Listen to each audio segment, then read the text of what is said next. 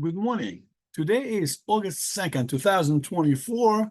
This is our The Perplexed Club recording as a summary of our recent meetings and discussions on the temple services. And we compare temple services and first temple, second temple, and what do we do today in the synagogue?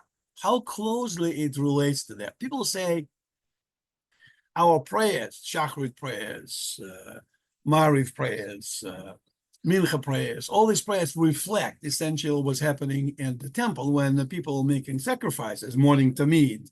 Then we'll do Amida, Shmona Esrei, 18 benediction today. But let's look at it more specifically. What exactly was happening? You might enjoy it. Let's take a look at it. I'm going to share the screen and get my, share and get, let's say we'll take a look first at the basic services were done. This is a Mishkan in the desert, just to get like bearings together. Here's a Mishkan, tabernacle.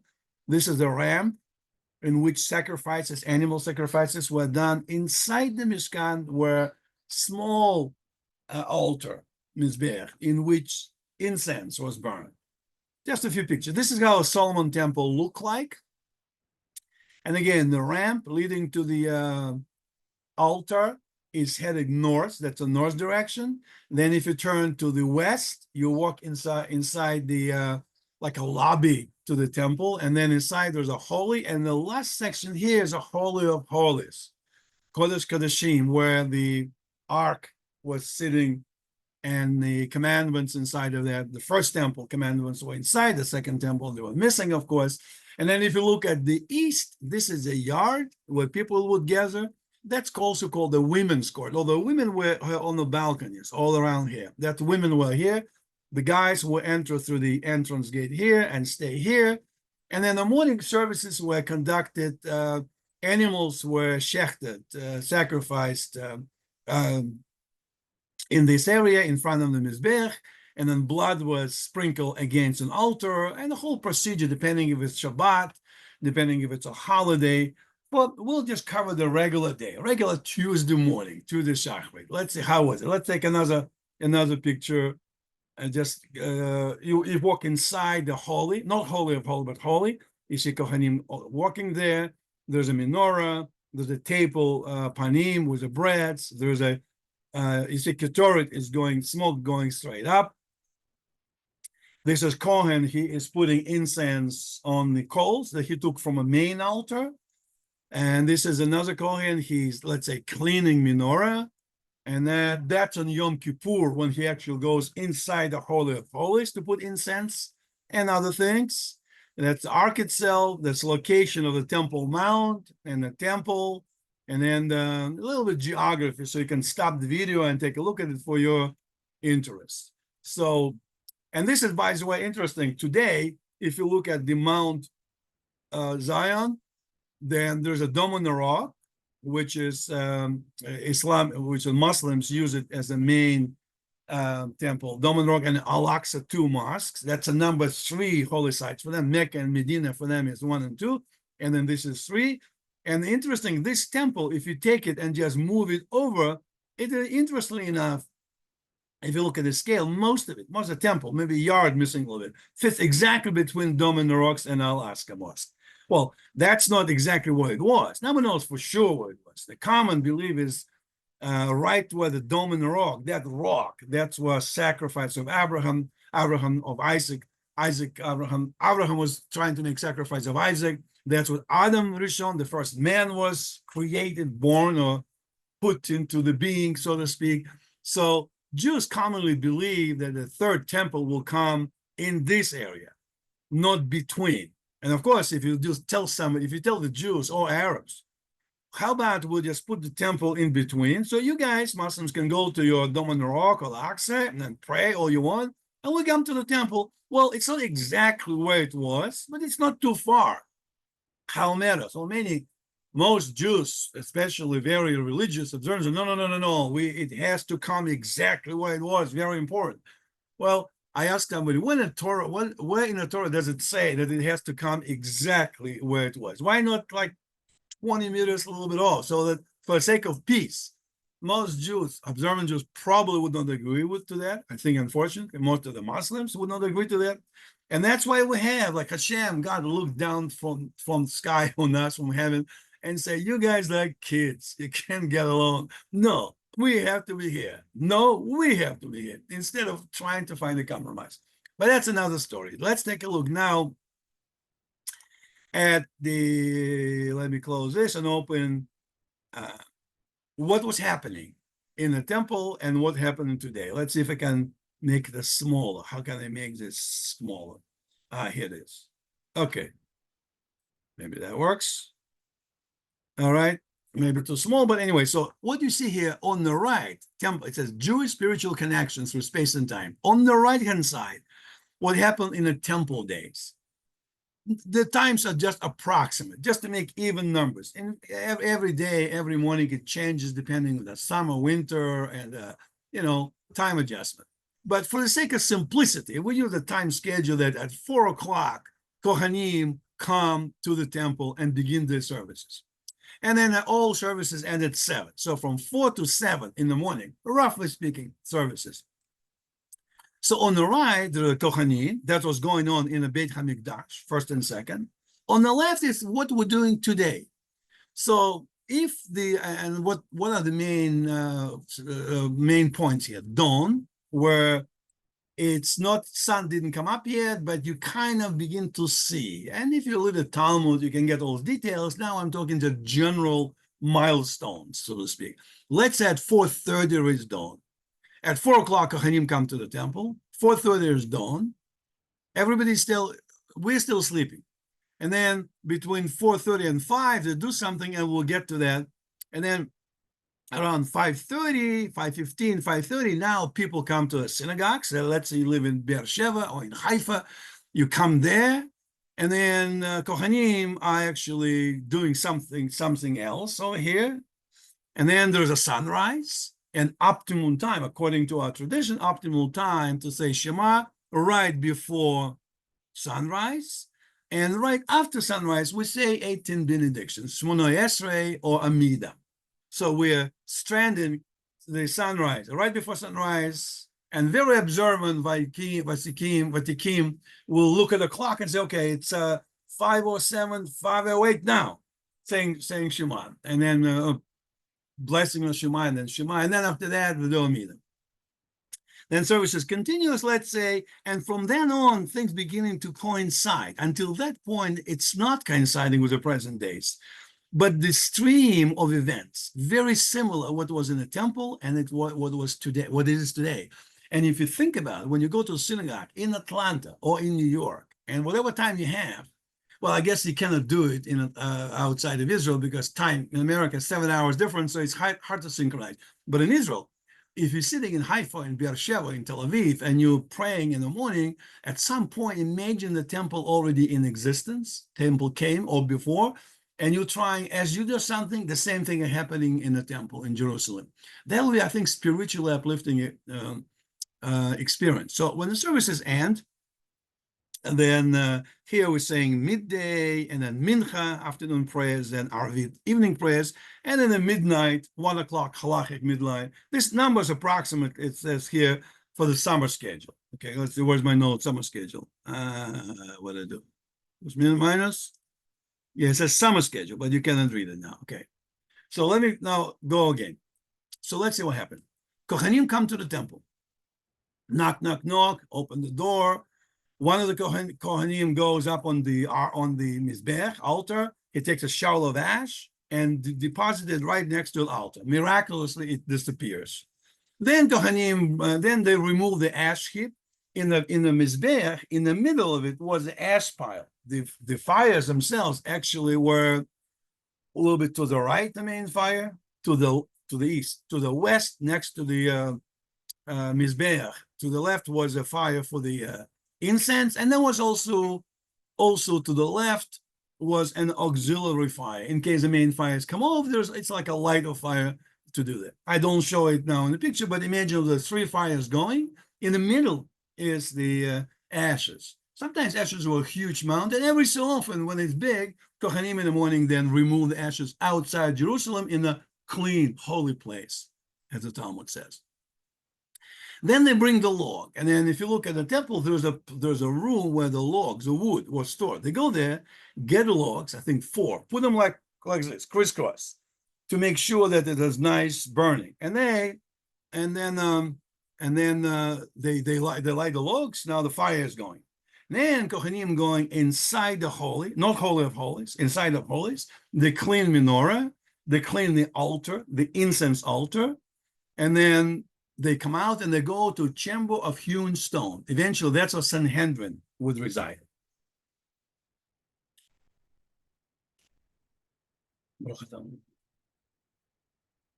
I said bracha earlier, but this is the second time because I wasn't sure when did I do it.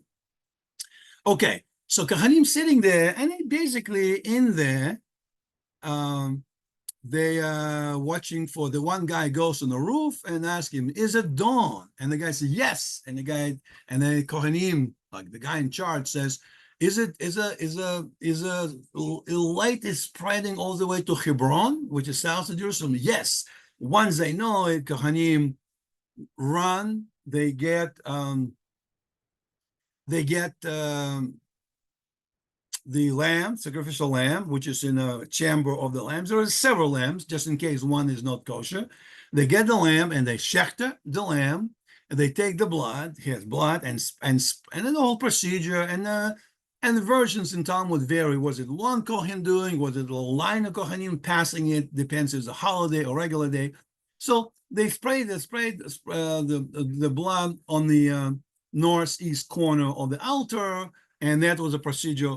Then they cut the meat in pieces, and they salt it to make sure the blood completely drains out, and they put it not on the altar, but on the ramp of the altar. And then they go back to the chamber and sit there and basically pray. This is what they do. They say Shema, they say some prayers, and in our prayer books today, those prayers are shown. They actually recite 10 commandments, like miniature Torah in summary. They continue doing prayers. Around that time, let's say it's 5:15, we usually in the morning, some people come even later, but let's say 5:15, normally in Israel, people come to the synagogue and they read prayer book. And the prayer book here, I have 3 prayer books. There's a Ashkenazi prayer book, there's a Sephardi prayer book, and there's a Chabad prayer book, which is Nusach Ari, which is Hasidim praying for them. But they're all roughly the same. There's some minhagim differ historically, they a little bit change, but overall basic structure is the Jew is a Jew is a Jew. So there's a first prayer there, Akedah, and when you say Akedah, you can think about what's Akedah. That's what's happening on that stone where you're sitting there. And by the way, in the old days, there was Ma'amad, the representatives from, if I live in Haifa, my representative go to Jerusalem, from Beersheba also, and they all sit there in a court earlier. It's like our reps. So I know I'm still sleeping in the morning, but Chaim next door, my representative, he is already there, kind of participating with the Kohanim. He is not inside the temple, he is in the yard, but he's sitting with his buddies and doing some prayers, and they know they're doing this. Kohanim now already starting the service. And that's called Ma'amad, the group representative from all districts of Israel. They go here, and you can send them from America, Russia, Spain. Nice representative if you want to. So, and you're thinking, I'm sitting here, and right a few 50, 100 meters from me, there's a stone on which Adam Harishon was created. God created Adam in that place, according to our beliefs. Abraham was sacrificing Isaac. David built or prepared to building this temple, and Solomon actually did it. That's what's happening. You think about it. Then there's a couple other prayers. Some is basically Hashem, we're your people, be kind to us, we want to be yours. Then we wash the hands, and then we read Tamid Korban. We read Tamid Korban. Of course, by then, Kohanim, maybe an hour earlier, already shechted Tamid, put the blood on the ramp, not on Mizbech, on the ramp, next to the fire, but not on the fire. So we're saying it now. Why? Because Kohanim couldn't wait to this point, because if they do the if they will do korban tamid, shechtering on an animal, and ketoret, spices, now they will run past the sunrise. So interestingly, Kohanim are not doing the Shema at the most optimum time. They're doing it a little bit early.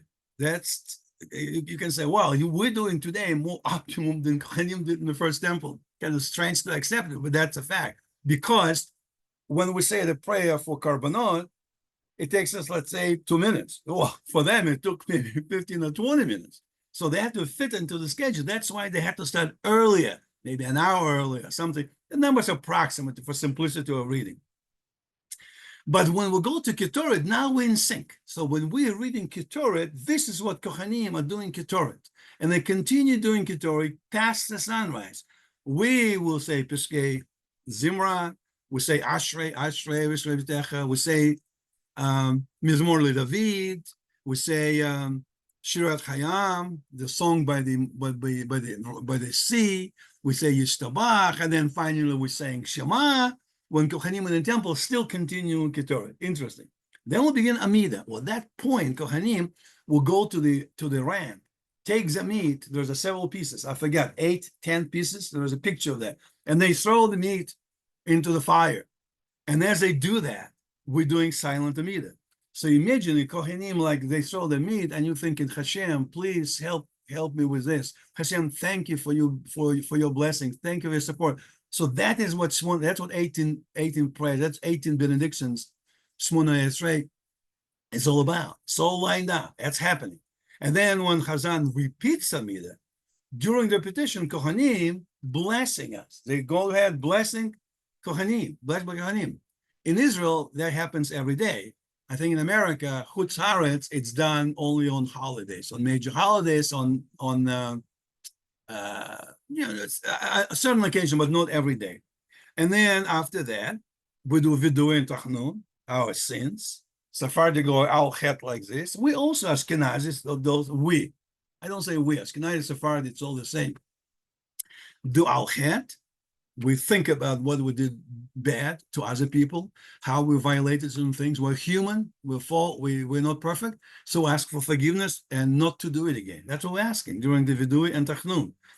And then on Monday and Thursday, Torah comes down from Ark and read Torah. While we do that, Kohanim essentially continuing their prayers at the temple. Now, let's say in this example, summer 6:30 comes, we finish with the Torah, return to Torah, we're saying Ashrei. Kohanim beginning to pray for the wine libation. They take wine and the Kohen will come up on the Ark, on the Mizbech, and he'll pour into the southwest corner of the wine. Before he pours, one Kohen stands like on the horn of an altar with a flag, and a couple of Levites will stand with trumpets, 2 trumpets, ready to blow the trumpets. So they will sing the song of the day on Monday, Sunday, Monday, Tuesday, every day, different song. And we say this song in our prayers. They actually sang it. They blow the trumpets, and the Kohen, wave the flag as another Kohen pours the wine. As they do that, Kohanim will prostrate. Now, we come to this point and we'll say, Aleinu Sabech, and Anachnu Korim U'Shtechavim, and we prostrate. In the temple and also in Yom Kippur, we actually prostrate fully. Actually, not fully. We go on our knees today by tradition, but Kohanim prostrate, eagle style, completely, hands forward, complete prostrate. So prostration and Aleinu line up.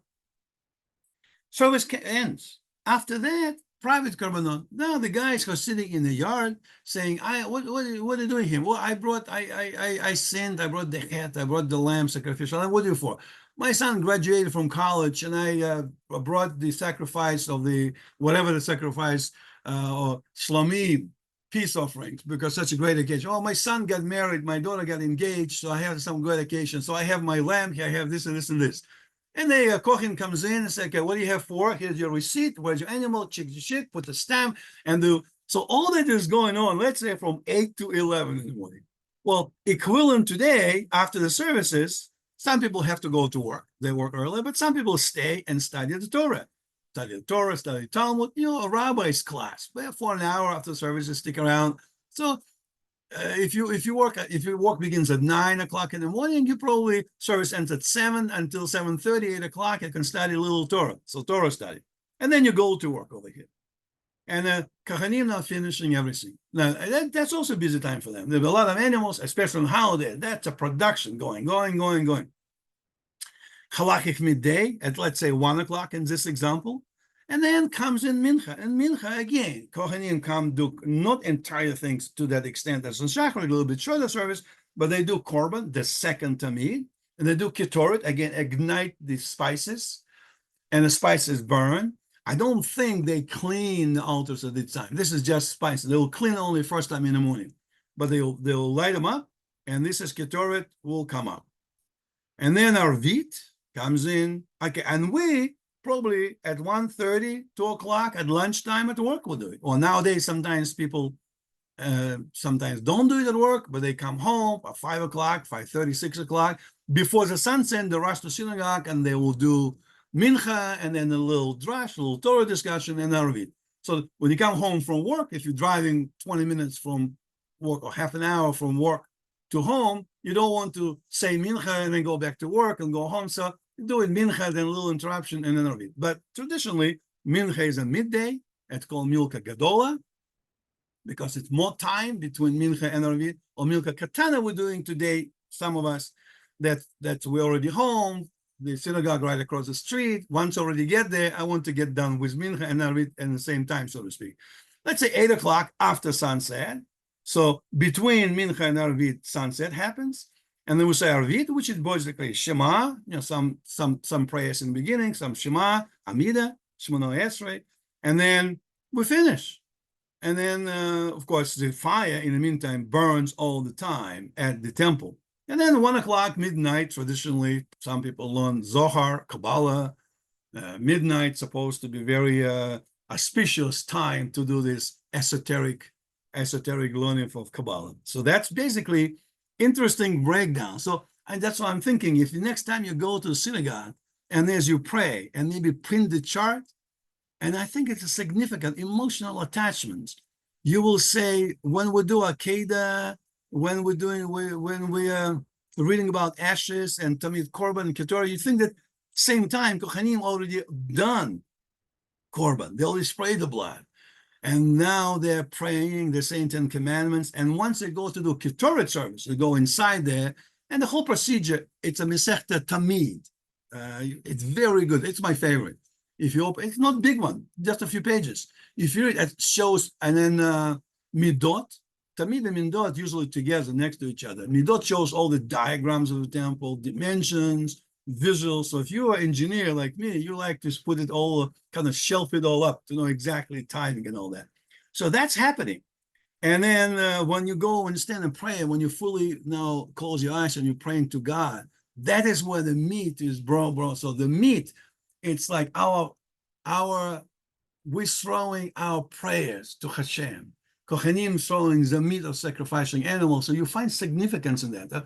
You can read more of that. I'm not going to say too much about it, but you get the point of the emotional attachments of that. And then, by the way, in the prayer books, in Ashkenazi prayer books, for example, there's a Torah study section after the services. So most people, I noticed, traditionally done praying and they go to work. But if you turn a couple more pages, it's not actually it's over. Torah study, 10 commandments. Torah study is the page in the prayer book, in the Ashkenazi prayer book. I'm not sure if it's on Sephardi prayer book and in Chabad Hasidim prayer book, maybe too. I just don't remember. But that's what's going on in the first temple. So, and I also think if enough people will think that way, and when we pray, just imagine, experience, you can change the future and you can also change the past. You can correct problems. My personal feeling is if we follow that emotional attachments, we don't think about the football games we're playing, don't check our emails, don't check our WhatsApp text message, but actually concentrate on praise and think of this. Maybe imagine you come up in the afternoon and say, what happened? Did you guys hear? What? The temple just descended from heaven and got right between Al-Aqsa and Dome of the Rocks. And everybody's surprised. What are we going to do now? We can destroy it. It's made by God. It's like bulletproof. So I think if enough people, maybe even one or two or three, at least minyan, a couple of guys in America, a couple of guys in Russia, some in France, some Australia, some in the North Pole, in Israel, in Europe, in Saudi Arabia. If there's one Jew left, I think the Chabad is now in Saudi Arabia also. If we do that together, then messianic times will come. What does it mean, messianic times? It depends who you talk to, but it doesn't matter with every detail. Good things come in. We're going through tough times today. We're going through difficult times. The world, the darkness is pretty much surrounds the light of Israel, and light is trying to break away from the confines and illuminate the world. And the struggle we're witnessing right now can be helped to the victory of light. Not a victory in military sense, but a victory that people come in. Just imagine the Jews, that the mufti, whatever we call it, the rabbi of the Muslims, and a Christian priest, and a rabbi, there's the jokes, rabbi, the Muslim priest and a Catholic priest get together. No, in this case, they get together and say, listen, guys, let's just get along. Okay, let's find out. Jews, you want to get a temple? Yeah, we have space. Well, Jews will say, well, that's not exactly where it was. Okay, so it's 50 meters over a little bit. And if you really want to get to the rock, come to the mosque. Jews are allowed to come to the mosque. That's not Avodah Zarah. You can come to the rock, sit around here. And we have our prayers at 4 o'clock. You guys can come at 2 or at 6, so we can work it out. And the Christians can have their Christian beliefs. They have a Church of Holy Sepulchre, I guess it's called. They can come and pray. Even today, they pray on that in Bethlehem, in Nazareth, in Jerusalem. When you do that, good things can happen. I believe so. And if you can say that it's all about my story, perhaps you can think so. I don't. So anyway, I thought you will enjoy it. Enjoy the topic of Jewish spiritual connection. Let me make it a little bit bigger and just scroll through that again slowly so you can see it. This is what happens here. And I'll attach it to when I send the link, I'll post it on the YouTube and I send the link to you and I attach this chart so you can print it. And next time when you pray, open your prayer book and have it next to you and just see what's going on here. You might be surprised how spiritual it might feel. Okay. And today is, by the way, Friday. Friday. My wife is cooking. I just watered the garden outside our apartment complex. I'm going to get together with the Perplex group. And by the way, if you want to go to the Perplex group to discuss more of it, let's see. Where's our, yeah. This are the coordinates. And you can see it. I don't know how. I'll just tell you. It's every Tuesday at 8 o'clock. We get together, international crew, Israel, America, England, Russia, 325-804-5811, password 285775. It's every Tuesday at 8 o'clock Israel time, which is 1 o'clock American time. So I hope you enjoyed a little bit of a Tamid. So again, it's a Masechta Tamid and Midot. Also Yoma, Masechta Yoma discusses that. Sanhedrin and stuff, but mostly it's in Tamid. If you look in Tamid, you will be amazed. If you like to line yourself up, connect yourself with the temple and create and help to bring the third temple down, then I think you will enjoy that. All right. Shabbat Shalom.